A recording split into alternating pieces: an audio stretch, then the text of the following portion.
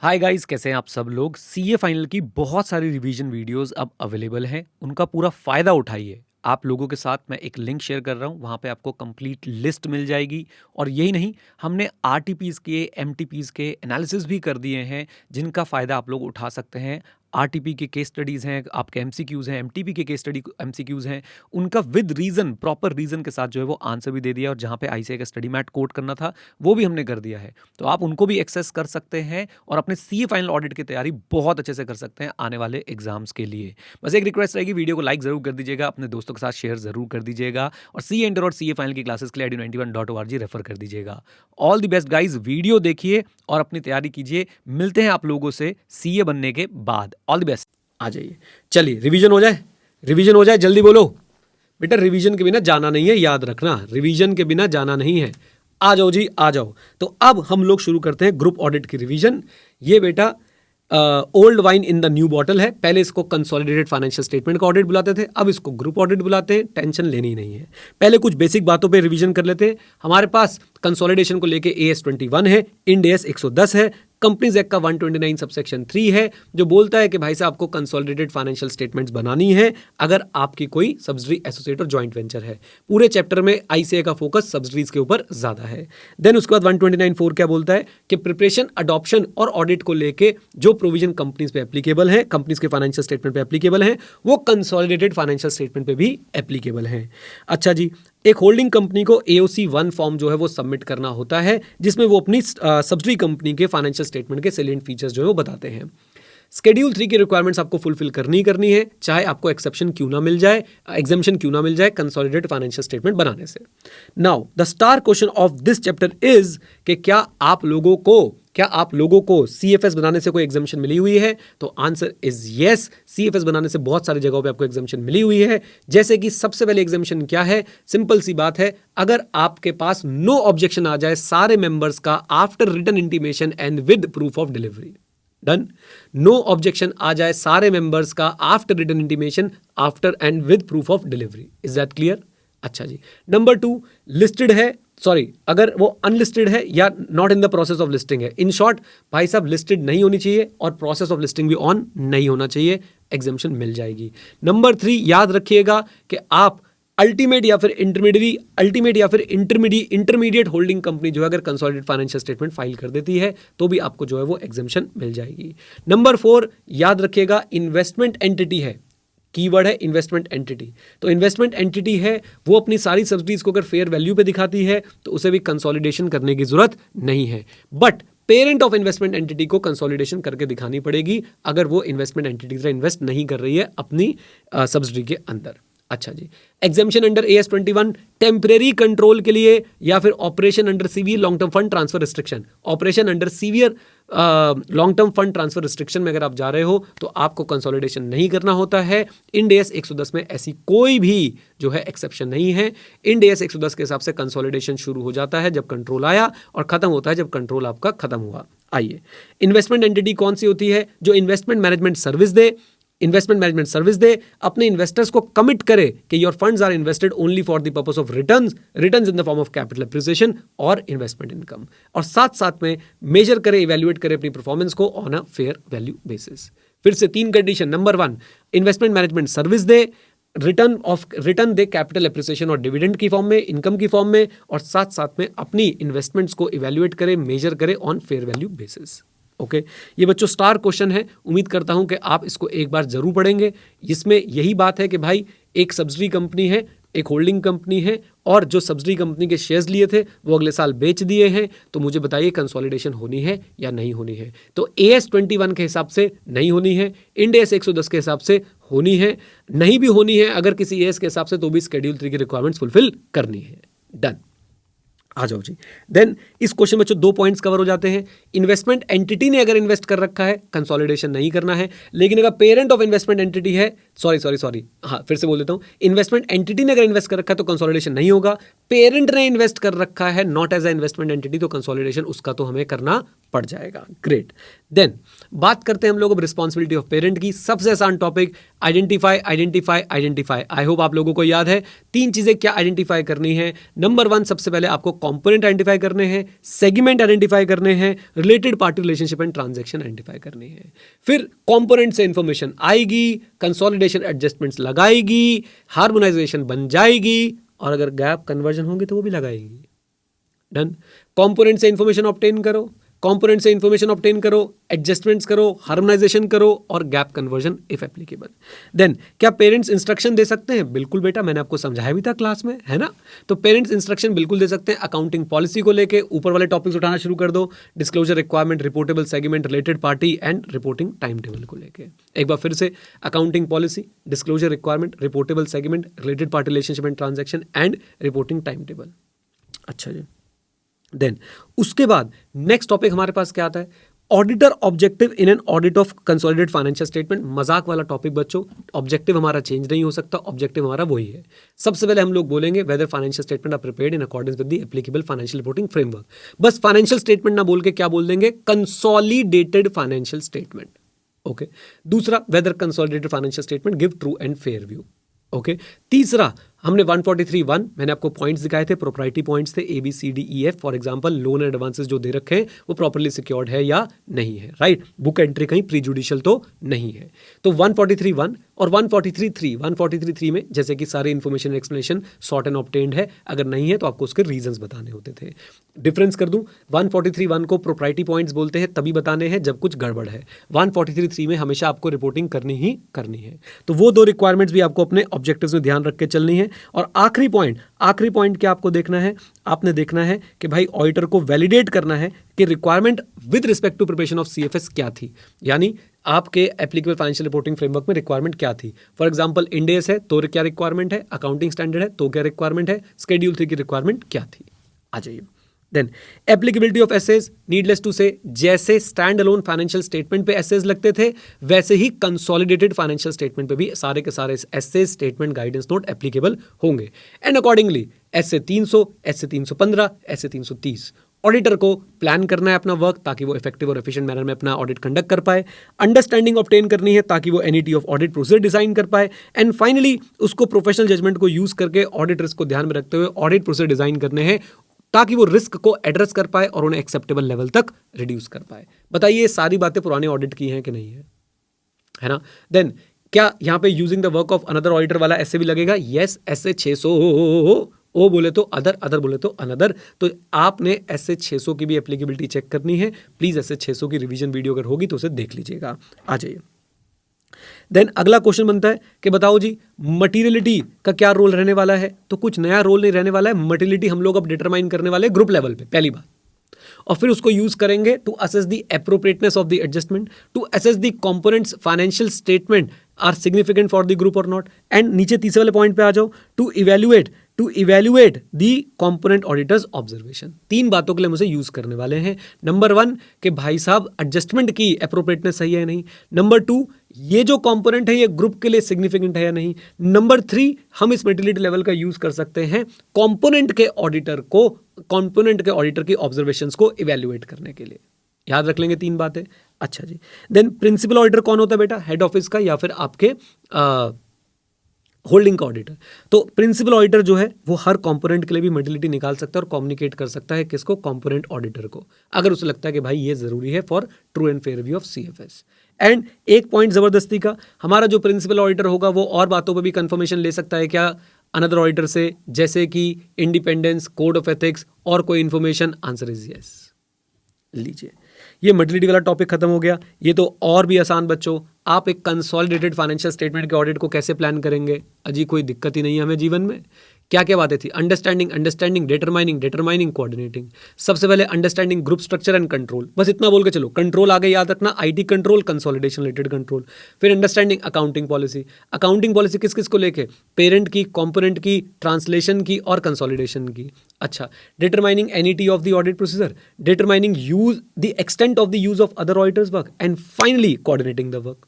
एक बार दोबारा रिपीट कर देता हूं, 5 बातों को आपने ध्यान में रखना है प्लानिंग करते समय। Understanding the group control, group and control, ठीक है जी। Control, IT related control, consolidation control.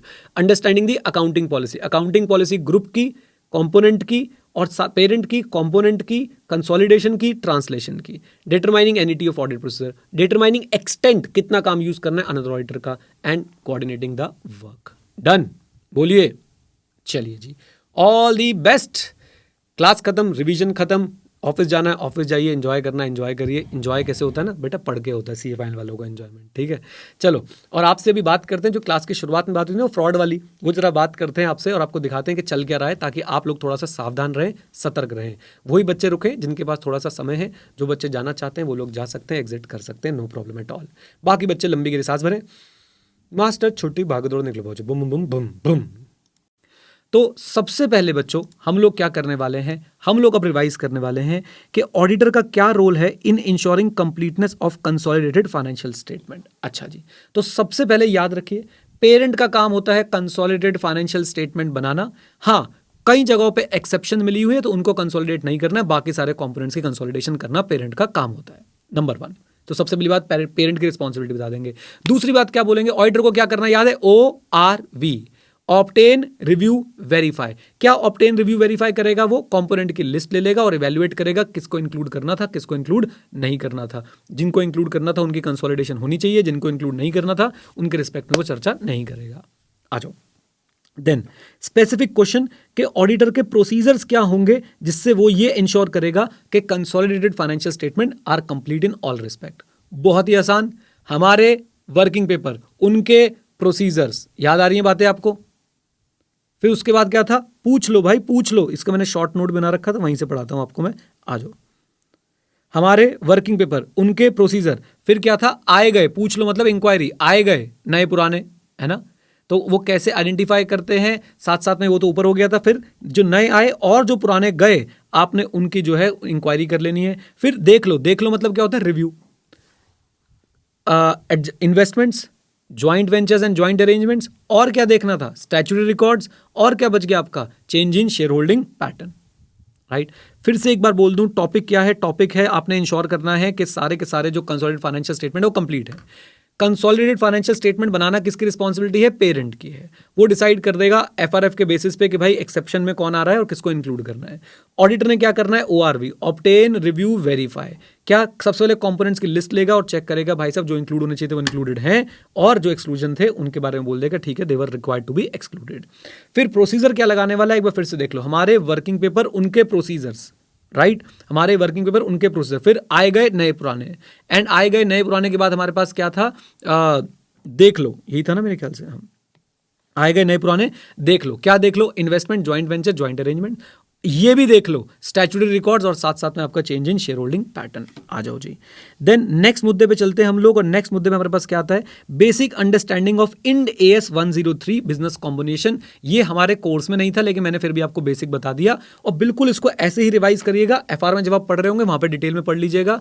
आप जब किसी बिजनेस में आप किसी को खरीद रहे होते हैं तो आपको देखना है, आपके पास कुछ टर्म्स होते हैं जैसे कि आइडेंटिफाइबल नेट एसेट। गुडविल कब आती है, जब आप INA से ज्यादा वैल्यू दे देते हैं। GBB कब आता है, जब आप INA से कम वैल्यू दे देते हैं, और आपका एक नॉन कंट्रोलिंग इंटरेस्ट या फिर माइनॉरिटी टर्म भी बार बार यूज होता है। Now coming to permanent consolidation adjustment, ये कब होती है, या तो फर्स्ट ओकेजन पे, या when there is a subsequent change in the share holding pattern, right. ये क्या होती हैं, दो ही होती हैं बेटा, ये डिटर्मिनेशन ऑफ गुडविल और कैपिटल रिजर्व, या फिर आपका डिटर्मिनेशन ऑफ माइनॉरिटी और नॉन कंट्रोलिंग इंटरेस्ट। कब होती हैं, क्या होती हैं, कब होती हैं, first occasion, change in share holding pattern, क्या होती है, गुडविल, कैपिटल रिजर्व, या फिर आपका माइनॉरिटी और NCI। Done done. अब ऑडिटर का क्या काम है, ऑडिटर को पहले तो भूमिका बना के दी गई कि भाई साहब आपके प्री एक्विजिशन रिजर्व बहुत इंपॉर्टेंट है, इन पे ध्यान रखिएगा। ध्यान रखने का मतलब है आप चेक कर लीजिएगा प्रॉपरली एलोकेटेड है या नहीं, राइट। और उसके बाद आपने क्या देखना है, अगर कोई चेंज हुआ है किसमें, परमानेंट कंसोलिडेशन एडजस्टमेंट में, तो आपने उनको भी वेरीफाई करना है। और हम सबको पता है चेंज कब होता है परमानेंट कंसोलिडेशन एडजस्टमेंट में, when there is a change in the share holding of the consolidated entity. बात खत्म, इजी इजी गाइज। फिर उसके बाद आपको बोला गया क्या हम लोग गुडविल और capital reserve of different subsidy को नेट ऑफ करके दिखा सकते हैं? आंसर इज यस, दिखा सकते हैं, नो प्रॉब्लम एट ऑल। लेकिन याद रखना है कि भाई साहब आपने नोट्स में, कम ऑन, नोट्स में ये आपने सेपरेटली डिस्क्लोज करने हैं, तो ऑडिटर ये बातें भी क्या कर लेगा? ऑडिटर ये बातें भी चेक कर लेगा। Is that clear to everyone? Come on, आ जाओ, पूरा का पूरा एक बार रिवाइज करते हैं परमानेंट कंसोलिडेशन एडजस्टमेंट दोबारा से। टाइम लगाएंगे यहीं पे, अब इसको हम दोबारा नहीं पढ़ेंगे भाई साहब, अपने मेन वीडियो से, मेन कॉन्सेप्ट से जाके, सब कुछ यहीं पे। आओ मेरे साथ। परमानेंट कंसोलिडेशन एडजस्टमेंट कब होती है? First occasion on when there is a change in the consolidated, when there is a change in the share holding pattern of the consolidated entity. Okay, फिर क्या होती है? गुडविल, कैपिटल रिजर्व, माइनॉरिटी और non controlling interest. अच्छा जी, उसके बाद auditor का क्या काम है? किस पे ध्यान रखना है? प्री एक्विजिशन रिजर्व्स पे ध्यान रखना है, वो प्रॉपर्ली एलोकेटेड होने चाहिए। अगर कोई चेंज हुआ है परमानेंट कंसोलिडेशन एडजस्टमेंट में तो उसे वेरीफाई करना है। और चेंज कब होता है? When there is a change in the share holding pattern of the consolidated entity. Done. फिर क्या हम एक सब्सिडी का गुडविल और एक सब्सिडी के कैपिटल रिजर्व को नेट ऑफ करके दिखा सकते हैं? आंसर इज यस, लेकिन याद रखिए आपको नोट्स टू अकाउंट में उसे सेपरेटली जो है वो डिस्क्लोज करना पड़ेगा as per the financial reporting framework. आ जाओ जी, करंट पीरियड कंसोलिडेशन एडजस्टमेंट्स क्या होती है मेरे साथ? करंट पीरियड कंसोलिडेशन एडजस्टमेंट क्या होती है? जो अकाउंटिंग पीरियड में करी जा रही हो, जिसके लिए कंसोलिडेटेड फाइनेंशियल स्टेटमेंट आप लोग बना रहे हैं। So adjustment done in the accounting period for which consolidated financial statement are being prepared. आपसे पूछेंगे एग्जांपल, उम्मीद करता हूं एग्जांपल सबको याद है। इंडेटनेस से इंटरेस्ट, इंटरेस्ट से प्रॉफिट, प्रॉफिट से टैक्स। मेरे साथ, इंडेटनेस से इंटरेस्ट, इंटरेस्ट से प्रॉफिट, प्रॉफिट से टैक्स, ये तो कोई नहीं भूलेगा। उसके बाद आप लोगों ने क्या करना है? Harmonization of accounting policy. फिर subsequent event, significant event, subsequent event, significant event and conversion adjustment. Okay, conversion adjustment कब आएगी? जब फॉरेन कंपोनेंट होगा। Come on guys. और अगर 2 मिनट के लिए आप इसको रिपोर्टिंग से रिलेट कर लो, अगर फॉरेन का कंपोनेंट होता है तो हमारे पास क्या क्या चीजें होती है, हमें याद है ना? पेरेंट की रिस्पॉन्सिबिलिटी है कन्वर्जन करना, और एडजस्टमेंट को ऑडिट करवा लेंगे किससे? प्रिंसिपल ऑडिटर से। या फिर ऑल्टरनेटिवली हम लोग अपनी ग्रुप अकाउंटिंग पॉलिसी उनके पास भेज सकते हैं, भैया ऐसे बना के भेज देना हमारे पास। एनीवेज, उस बाद में आ जाएंगे। पहले बताइए, ये 4 का ग्रुप और ये 4 का ग्रुप आपको याद है? सबसे पहले क्या होगा? इंडेटनेस, इंडेटनेस से इंटरेस्ट, इंटरेस्ट से प्रॉफिट, प्रॉफिट से टैक्स। फिर उसके बाद आ गया harmonisation, subsequent event, significant events and finally आपकी कन्वर्जन एडजस्टमेंट। ओके, अब जरा बच्चों ध्यान से मेरे साथ जुड़िएगा। सब्सिक्वेंट इवेंट्स कौन से होते हैं? जो आपके कौन से इवेंट्स है? Come on, occurring between the balance sheet date and the date of the group auditors report on consolidated financial statement. और सिग्निफिकेंट इवेंट कौन से हैं? जब आपकी बैलेंस शीट डेट कंपोनेंट की और पेरेंट की अलग है, तो आपके कंपोनेंट की बैलेंस शीट डेट के बीच में और आपके ग्रुप ऑडिट रिपोर्ट के बीच में अब जो इवेंट घट रहे हैं, जो आपके कंपोनेंट की कंपोनेंट की और पेरेंट की बैलेंस शीट डेट अलग हो चुकी है, उसके बीच में जो इवेंट्स घट रहे हैं उनको हम लोग क्या बोल देंगे? सिग्निफिकेंट इवेंट बोल देंगे। इसमें बस एक एडिशनल बात आपको बता रहा हूं कि इन डेज के हिसाब से मैक्सिमम 3 महीने का गैप हो सकता है दोनों की बैलेंस शीट डेट में। एज के हिसाब से जो है 6 महीने का गैप हो सकता है। आ जाओ जी। देन इसके बाद एडिशनल डिस्क्लोजर रिक्वायरमेंट, ये तो कुछ था ही नहीं। 3 चीजें याद रख लो, नेट एसेट, प्रॉफिट और ओसीआई।